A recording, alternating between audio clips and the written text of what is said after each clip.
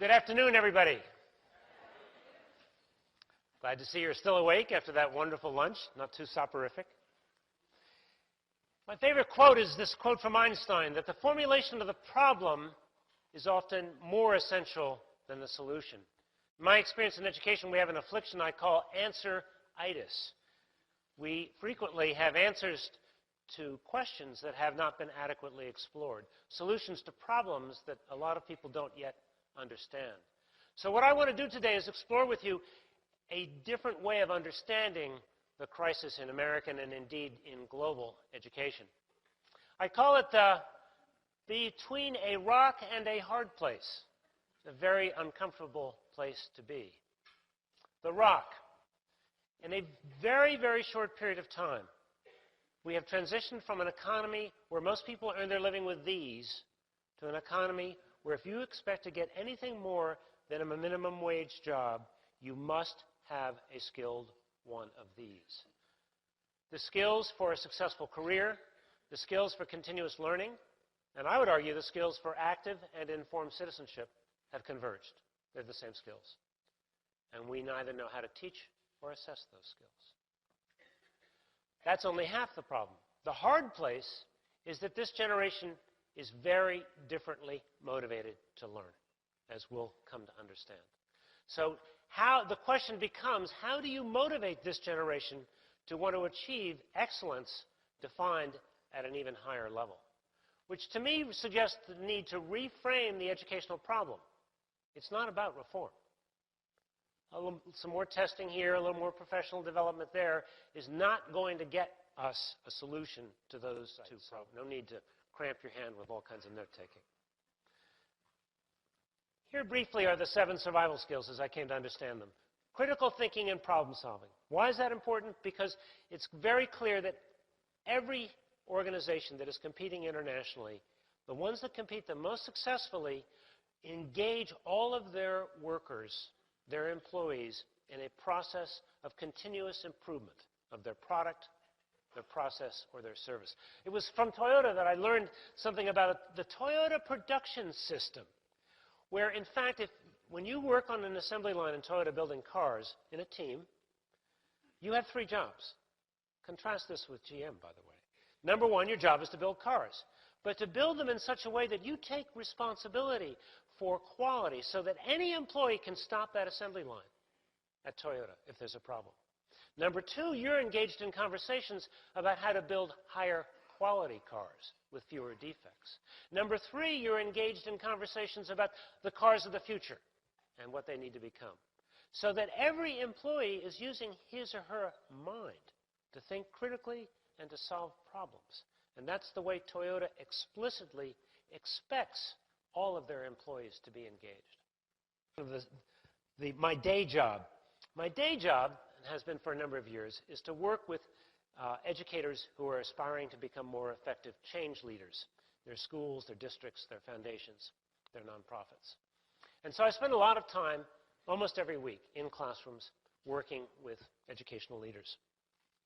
I was I don't go often to private schools, but I was in one recently where the CEO, in a small meeting, turned to everybody, then looked hard at me and said, you know, why is it the longer our children are in our school, which is a K-12 school, the less curious they become?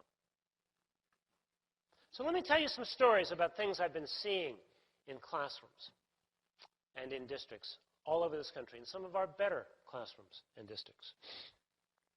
I'm in a district about a year ago that was a semifinalist for the Broad Prize, which is a prestigious award. It's a district that has made adequate yearly progress with every single school, every single year, nationally recognized, very diverse district.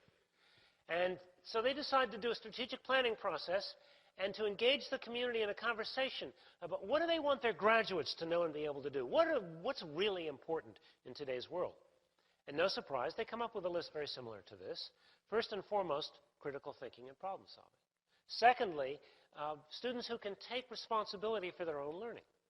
So the next day I'm with the superintendent and his cabinet, and as a precondition for working with a district, I ask that we do a learning walk together. Note, I don't call it a walk-through, which teachers hear as drive-by. No, we call it a learning walk. Very important distinction, right? So it's a learning walk, which means that we're there to learn about how to look at and talk about instruction. And so we agreed that we're going to look for evidence of these two qualities. The previous evening, 400 people in the Civic Center had just said were the most important qualities that this district should be ensuring students master. So we go to a hand-picked middle school, and we go to a hand-picked high school, where the principals in each of those two schools have hand-picked their 6 best teachers for us to go observe. Some setup, huh?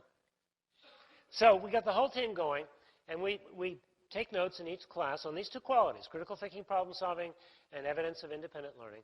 And then we sit down in the afternoon, and we spend as much time debriefing each class as we actually spent doing our learning walks. Very important to do. So we go around the room with each class. Evidence, critical thinking, problem solving? No. Evidence that students were actively engaged in independent learning? No. I'm watching the superintendent, who's kind of shaking his head. Finally, he looks up and he says, you know, the problem isn't that these are bad teachers. They're some of our best. The problem is us. They're doing exactly what we've asked them to do, which is teach to the test. A few months later, I'm working with the folks from the Bill and Melinda Gates Foundation. We're looking at some of their early college high schools. Grantees have been working for several years to create a kind of seamless transition from high school to community college. And we're interested in to what extent these 3 schools that are in their system are really preparing students for college-level work. So in a period of 2 days, we go to 3 schools. We visit 6 classrooms in each of 3 schools. Sit down to debrief. We agree in only 1 out of the 18 classrooms did we have reasonable confidence, based on the evidence we saw, that students were being prepared for college on those 4 skills: analytic reasoning, critical thinking, and so on. So what I'm talking about is a different level of accountability, a higher level of accountability for what matters most. Do you think AYP matters to kids? Zippo zero, not at all, nothing. But does it matter to kids, to their lives, to their futures, that they graduate from high school, that they graduate career, college, and citizenship ready? That they persevere in college? Absolutely. So we have to hold ourselves accountable to that standard.